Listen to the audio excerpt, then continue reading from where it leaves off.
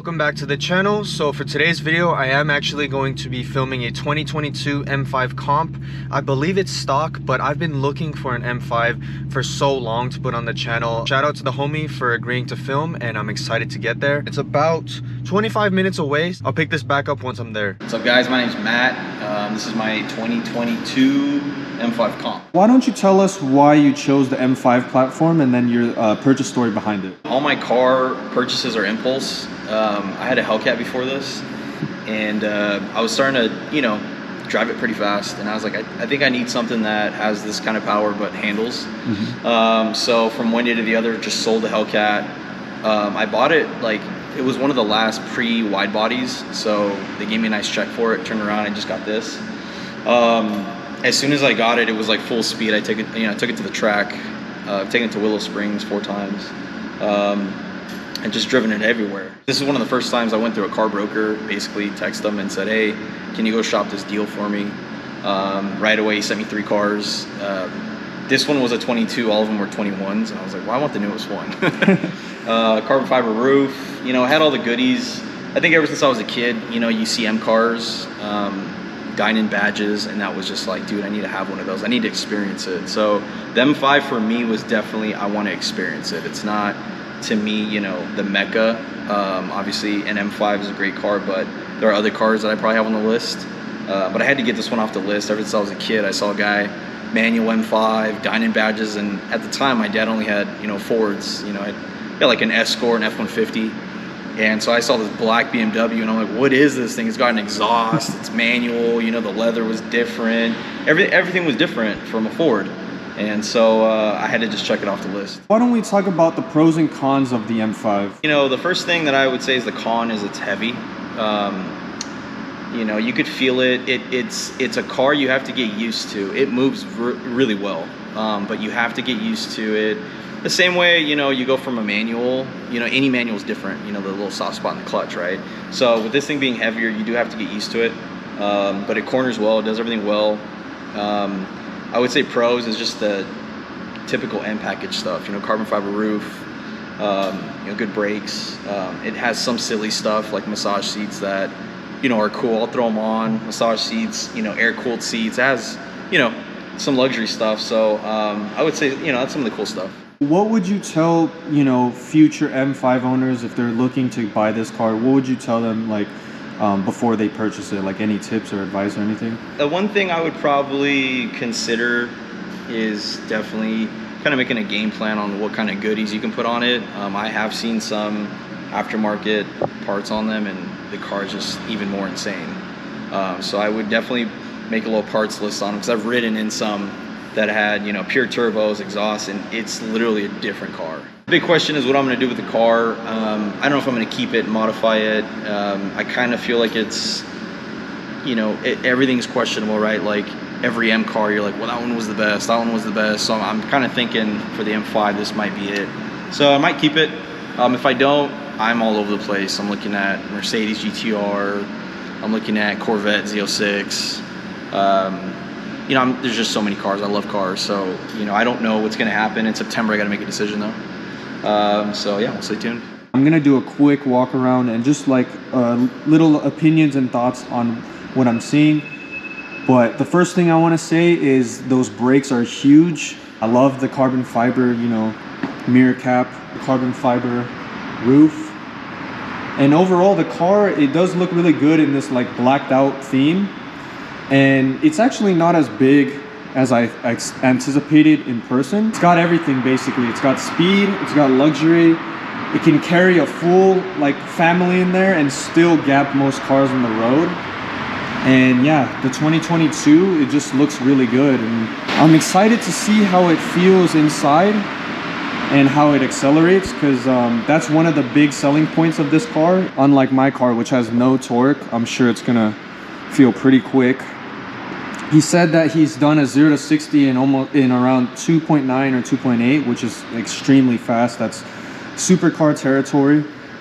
So yeah, I think we can get into some fun activities.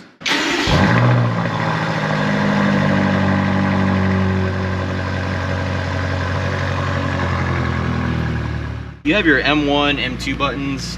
If you really want to party, you know, usually if you're on the go, you just press M1, and then basically right now these just change. So Sport Plus, Sport Plus, it basically like throttle response, suspension, and then steering, right?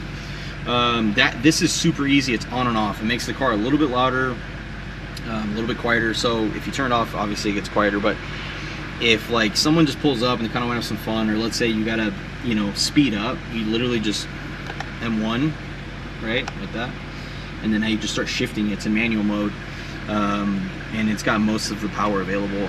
Usually when I'm trying to have some fun in it, I'll press that M mode right there. Press that button, and then the dash changes to that, and then I'll put it in M2 mode.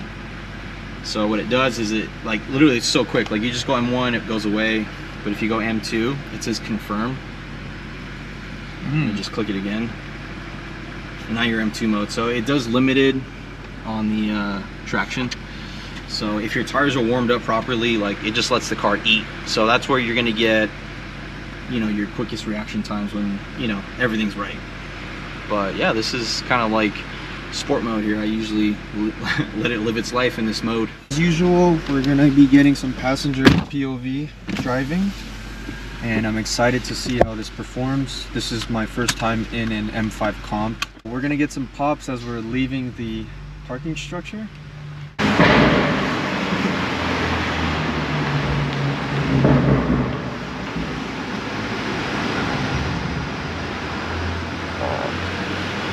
F80 M3 radio. Yeah, dude, I think that guy's got it like kind of either built or tuned, because he's got race gas all the time on the side. Dude, I like the subtle pops. Like, this is stock, right? Yeah, it's stock. Yeah, It has pops that are pretty aggressive, first and second gear. Third gear, I think it sounds clean. It's not very like loud and poppy, because you know that shit can get annoying too. Yeah. So, but yeah, it gets pretty loud, dude. Like, if I kind of want to be annoying, it's pretty easy in this car, and it's just stock, you know. Like, these guys are probably looking at us.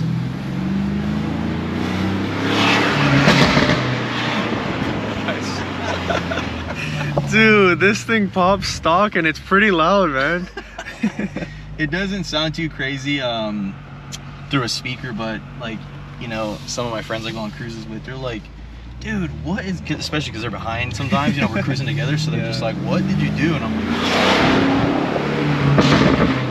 oh my gosh. Honestly, the pop stock are perfect, because some people go too crazy with the burbles.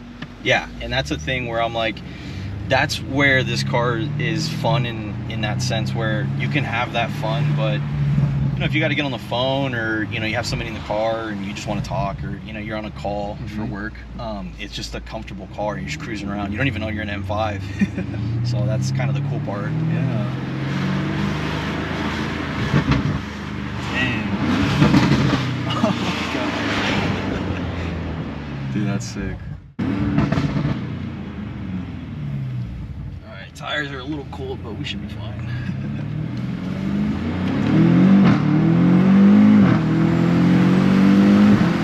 I was never a fan of the pops, and when I got the car, it was a lot I didn't look into.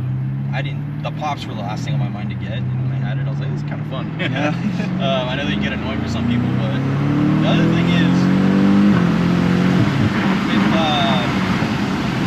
the gearing in this car, they geared it so well, because up top, like, if you're north of 100, it holds the gear for like a while. Like 5 and 6, or 5th and 6th gears, it's 8 gear, 8 speed, right? So 5th and 6 is gonna hold, and you'll be doing above 150, and it'll just hold 6th gear. So like, you're thinking in your head, you know, if you commit, you're like, dude, I still got 7th and 8th. So it's pretty wild. How much do you think we need to warm up the tires for like a launch, like a proper one? I would say just a couple, you know, couple passes. back and forth. Yeah. That's like no launch. Oh shoot. That felt crazy, I'm not gonna lie. As an E9X M3 owner, I don't feel that kind of torque ever, so This was a new world.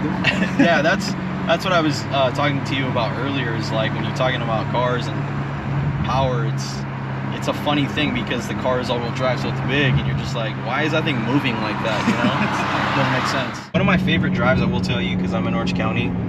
That's one of the reasons I came out here. Is I used to live in Riverside, and I used to drive down to like Crystal Cove. I used to drive 133. I can't even tell you how many times I've driven down the 133 and done some crazy stuff. But I literally drive the car like down all my favorite places, and right up the street. That's one of my favorite drives. Wow. Think that Audi wanted some smoke. Well, I don't know what that thing was. No, never mind. All the car guys are going to get on me for that. I think it's accurate. But, we couldn't even see what it was. But I will tell you this. I'm that guy. Anyone can get it. The minivan, I don't care what you have. F-150, single cab, I'm down. Hey, my homies with the supercars. Oh no, that is an Audi. Yeah, it is. My homie with the supercars. Hey, race this guy, man. If you see him in Irvine, Kevin, Cossum, race this guy. I was actually cruising with them last weekend. Oh, nice. Yeah, I cruised. Everything's set up, traction control's off. You just hold brake, stab the gas. Now it's in. There you go.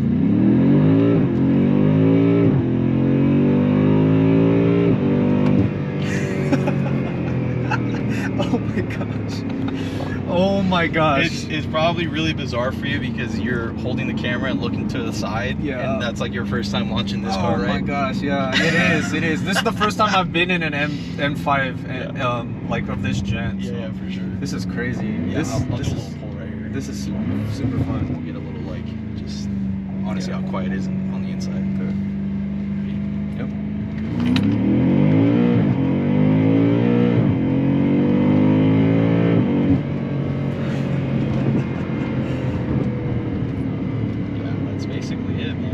So everyone needs to keep in mind that this is actually a stock M5 and it's performing like this, which is really crazy.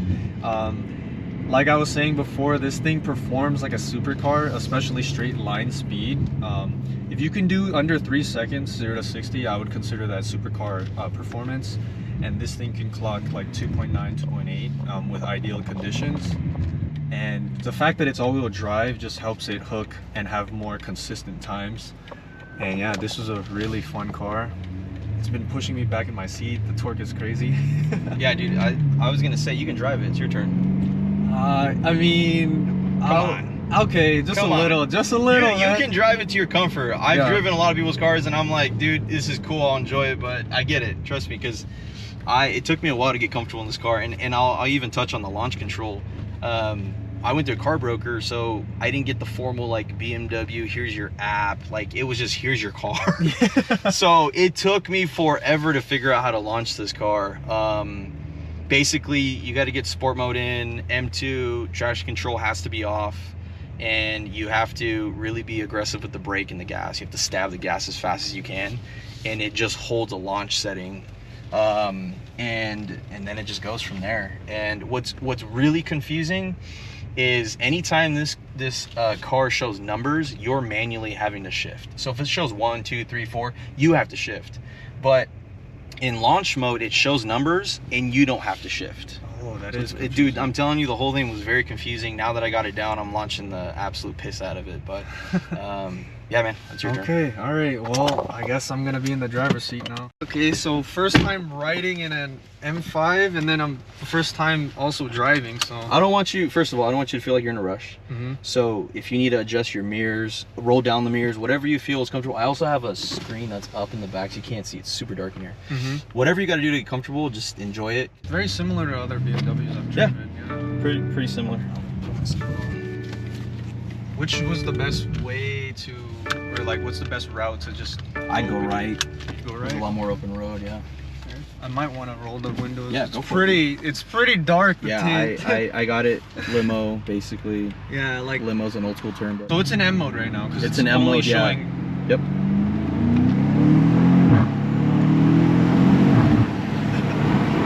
I don't want to go too crazy. I just want to get a feel for the Yeah, car. for sure, dude. And I will say, this car feels more powerful. Hey, there you go. Yeah. Feels good, huh? Yeah. All right, so you're in second. Just Yeah. randomly, just kind of tap the gas, like let it on off. Oh, See- you see what I'm saying? Oh, I Yeah, thought you yeah, meant yeah. like No, stabbing you're good, it. you're good. Yeah. Okay.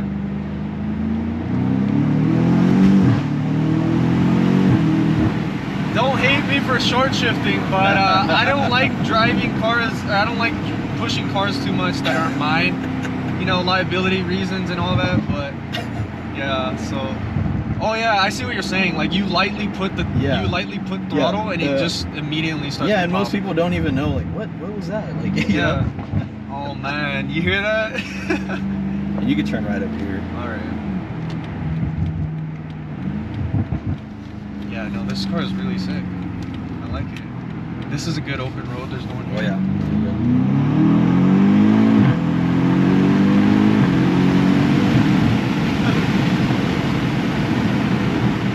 All right, so that's manual mode. If you want to feel how like reactive How it is, like when it's in automatic mode? Yeah, in automatic. I would say go further up and let it open up, because when you look, I'm sure you're aware, like in your car, right? Yeah. When you just put it in normal drive and it's like on its most sensitive setting, it holds gears. So like you're just you're going so fast and it's just holding the gears. So how do you put it into that? You just go like this. Oh, okay, yeah, because it's the same. Yeah, I think BMW typically keeps the same,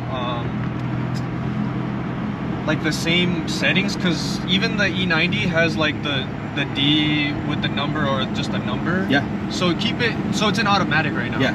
Okay. Yep. So, you know, if you want to let that car get it, well, you can actually turn right and probably do it whatever you want. But yeah, if you want to just feel that, it's pretty brutal, because you don't have to do anything. You're just holding the gas down. All right. Well, I'll just stop probably mostly fully at this rate because no one's behind us. Yeah. And then we can just like right here, right? Yeah, that's good. Okay. And then just.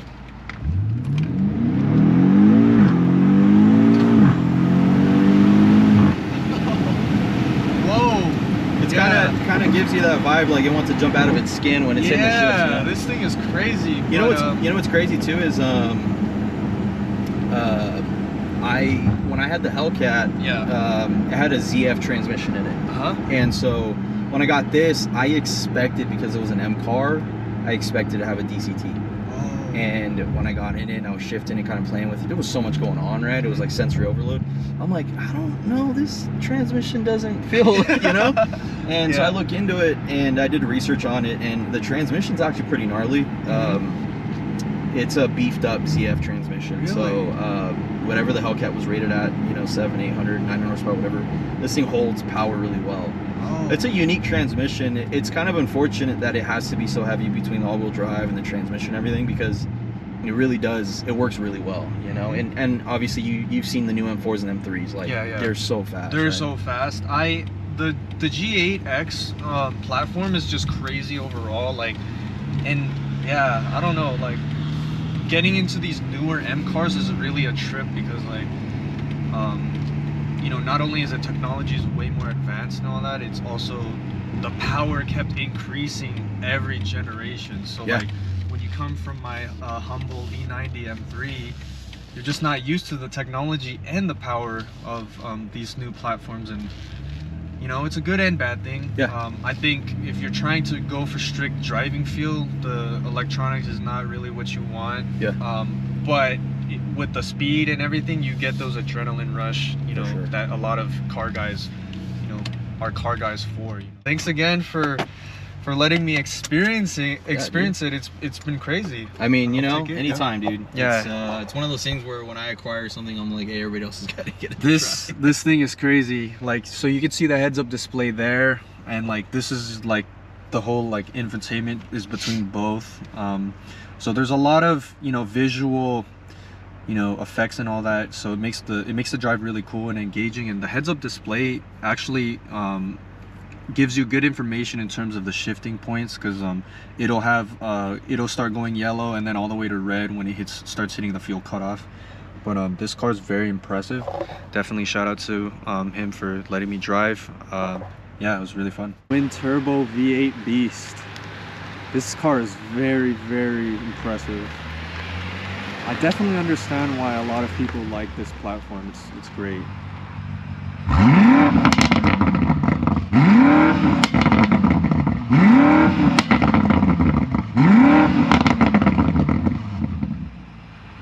That sounds good. I can't believe this is stock. So he was showing me, you know, the camera system. It's pretty crazy and advanced. There's automated parking, a really wide angle for That's the front. the front camera, That's the front, and then the rear. Oh wait, I can't get it to widen. Huh. There it is. And you got the bird's eye view as well. But this car is very impressive, I definitely have to say. I understand why a lot of M5 owners are fanatics about the platform. BMW will not stop calling me, and they're like, do you want to trade in that M5 for the M60 or whatever? And it's a full electric. And I'm trying to be nice, and I won't tell them how I feel, but I'm literally offended that they would even think I would consider that.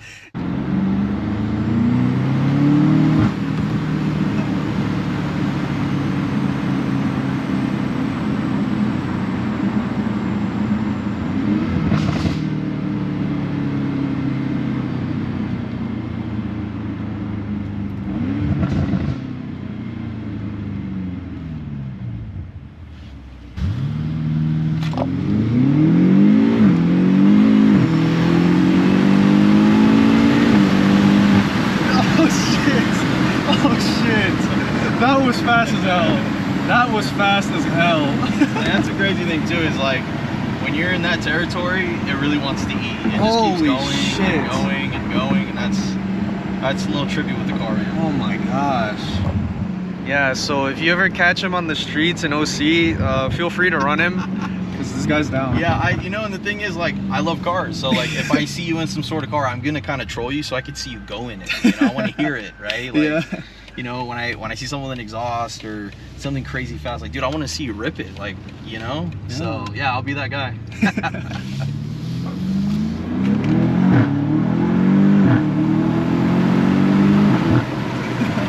Shout out to Matt for showing me around his M5. Letting me drive it. It's a beautiful machine. Like I was saying, I'm gonna reiterate it again. It's a twin turbo V8, so it has all the right, you know, components to make it a super fast car and an enjoyable and thrilling ride. The only downside is now when I go to my E90, it's gonna feel slow as hell. But hey, dude, I love that car. We can trade whenever you want. But he did say, like, I maybe should supercharge it because our buddy's supercharged E92 M3 is actually. You said it was quicker than this car, so. Yeah, I mean, we raced, and I'm not gonna say how fast we were going, but I mean, he blew by me like I was standing still. So it's fast, bro. Yeah, so shout out to Chris. I did film his car, but it's overdue for an update. But like I said, this M5 is beautiful. It was a really fun video. Hopefully you enjoyed it. Don't forget to like, comment, and subscribe, and I'll see you in the next upload.